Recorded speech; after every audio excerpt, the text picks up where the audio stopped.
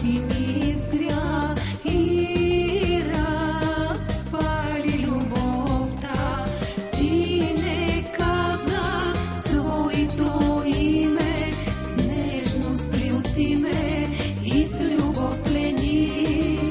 Аз до тебе, ти до мене, гълъби сме два и летим. Любовта долита и дори не пита, зная, тя е съдба. Песен се изпява, вино прекипява, обич се дарява. Любовта долита и дори не пита, зная, тя е съдба. Песен се изпява, вино прекипява, обич се дарява. Здравейте, приятели! Благодаря ви за топлото посрещане и за топлите аплодисменти. Изключително ми е приятно, че аз, Поли Паскова, съм поканена да бъда гост тази вечер тук в това наистина българско заведение. Искам да благодаря на собственика Жоро Янев за поканата и да изкажа своето възхищение, че е заложил на едно от малкото стойностни неща, останали днес в България, а именно традицията и фолклора, които са градивни и които са изиграли решаваща роля за опазване и съхраняване на България през вековете. Още веднъж благодаря. За мен е изключително приятно, че ще бъдем заедно. Пожелавам ви здраве, късмет и добро настроение с моите песни тази вечер.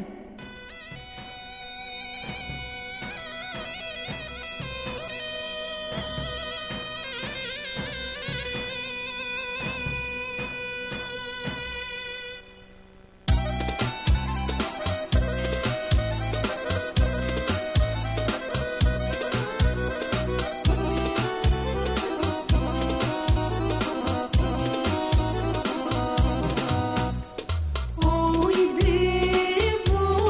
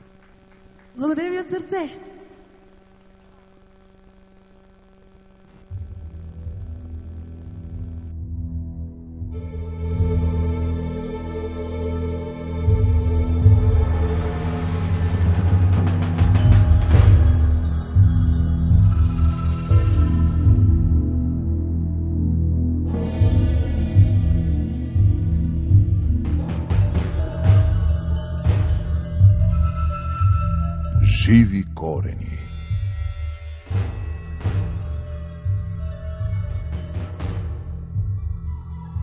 Сигурно е някаква черта от българския ни характер. Да се връщаме винаги там, където е нашето наследство, където са корените ни.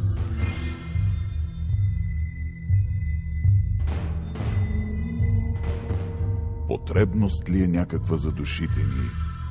Кръвта ли все ни вика? Живи корени.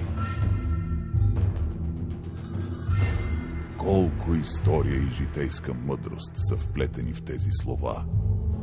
Слова прехвърлили мост през вековете, за да останат и живеят вечно в нас.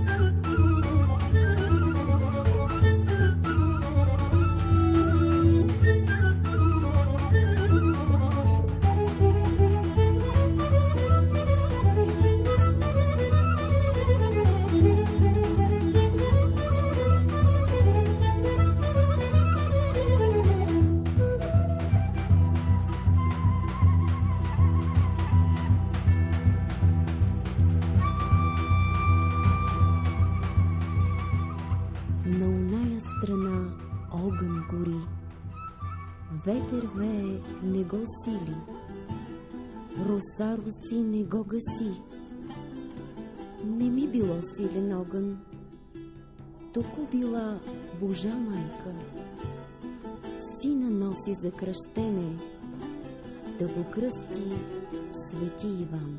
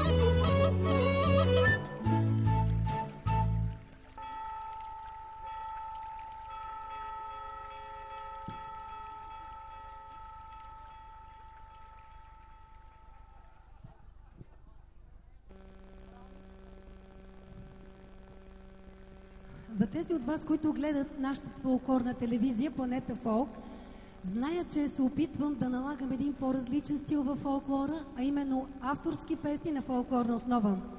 Сега ще ви представя една такава песен, която през последната година се превърна като емблематична за мен, защото главният герой в текста това съм аз.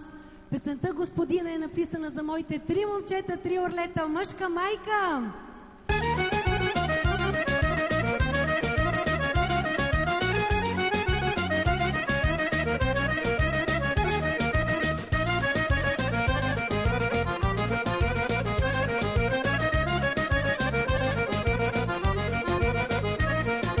Бог ми даде 3 момчета, 3 момчета, 3 орлета.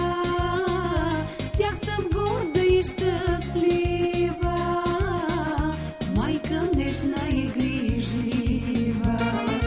Радостта ми е голяма, 3 мъже ми казват мама, за четвъртия съм само, обичи другарско рамо. 3 момчета, 3 орлета, весело кръжат край мен, аз на тях като орлица, бдян в пиронощи и ден. Майка стане ли жената, всичко прави за децата, цялата любов им дава, всяка грешка им прощава. Майка стане ли жената, всичко прави за децата, цялата любов им дава, всяка грешка им прощава.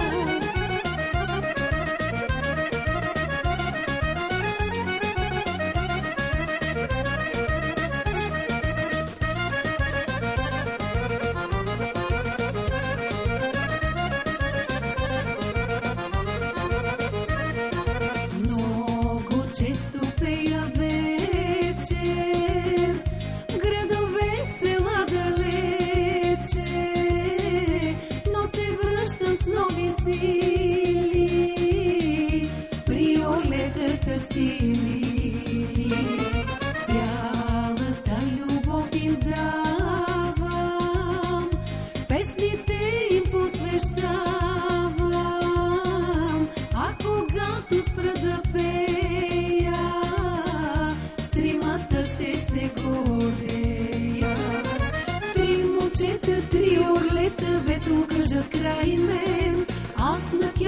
орлица бяли спиро нощ и ден. Майка стане ли жената, всичко прави за децата, цялата любов им дава, всяка грешка им прощава. Майка стане ли жената, всичко прави за децата, цялата любов им дава, всяка грешка им прощава.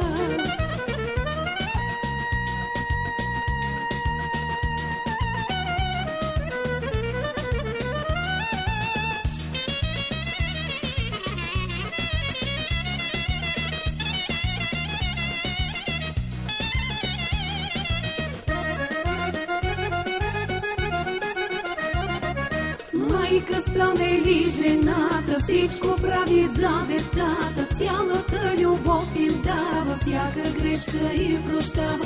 Майка стане ли жената, всичко прави за децата, цялата любов им дава, всяка грешка им прощава.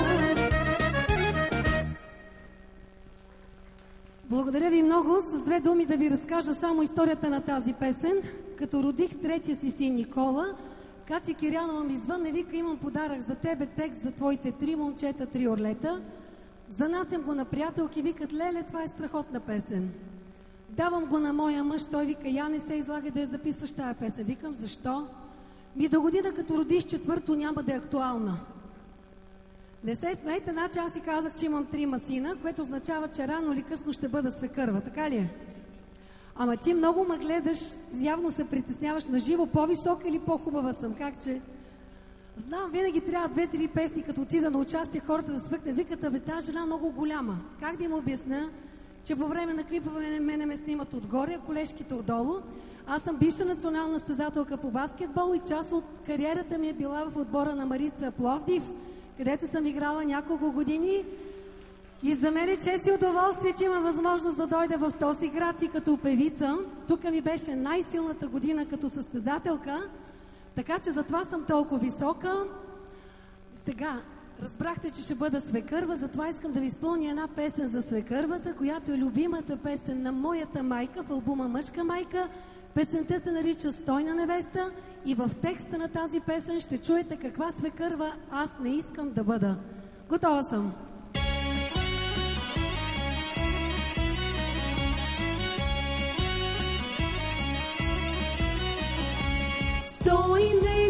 Стойне невесто, целно ке стойна седела, Стояна ми е чекала от тая пустана,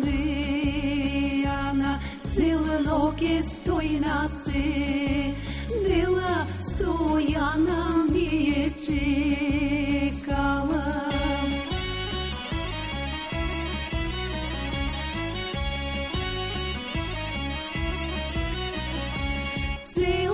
Ке стойна седела, до първи петли, до втори 9 вретена на прела, кола дърва изгорела, още го нема Стояна от тая пустана.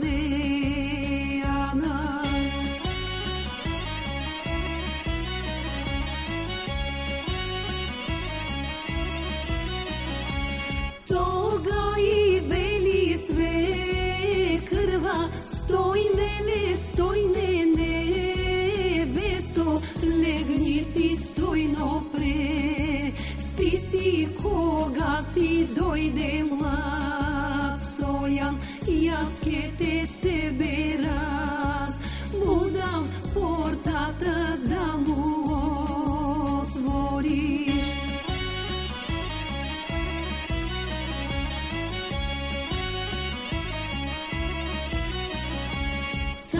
Що ми Стойна легнала, ето го Стоянта иде, шука ми Стояна, порти немая Стойна да стане, портата да ми отвори, Стояна да го пречупи.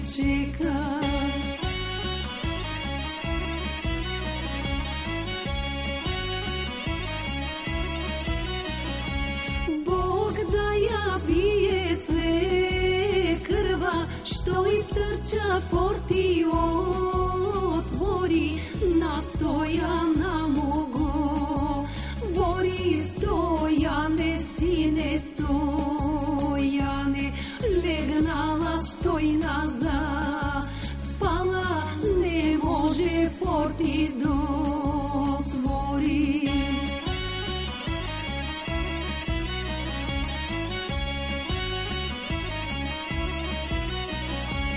Стояне, сине, Стояне, цел ноке Стойна седела, цел ноке она и грала с твоите девечи рака. Сега си она легнала, тежко заспала.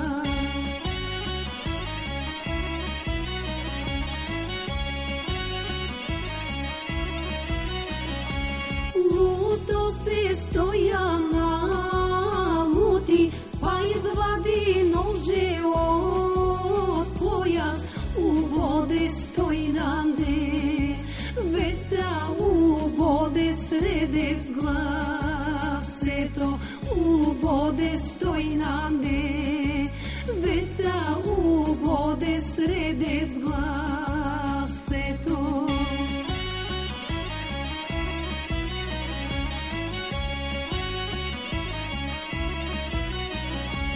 Кога я виде свекрва, на Стоян вели говори, що стори сине, що стори майка се сине нажали. Цела ноке Стойна се дела и тебе ми те чекала.